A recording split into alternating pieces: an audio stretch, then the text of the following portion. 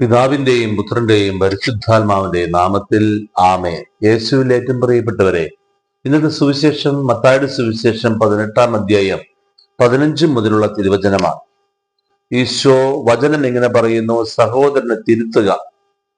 നമുക്കറിയാം, പലപ്പോഴും സഹോദരനെ തിരുത്തുന്നതിന് പകരം സഹോദരനെ തുരുത്തുന്ന ഒരുപാട് അനുഭവങ്ങൾ.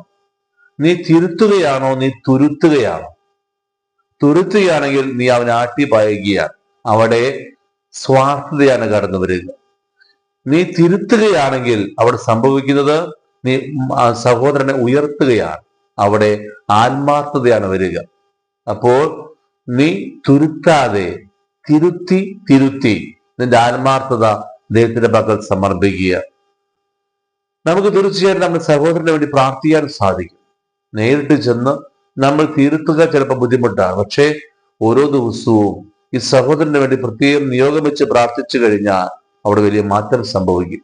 ആരോടൊക്കെയാണോ നിനക്ക് വിദ്വേഷമുള്ളത്, ആർക്കൊക്കെയാണോ നിന്നോട് വിദ്വേഷമുള്ളത് എന്ന് മനസ്സിലാക്കി ആ സഹോദരന് വേണ്ടി ഒരു സ്വർഗസ്ഥനായും 3 നന്മറിഞ്ഞ മറിയമേൽ ഒരു തിരുത്തസ്തുതിയും ചൊല്ലി കാഴ്ചവെക്കുക.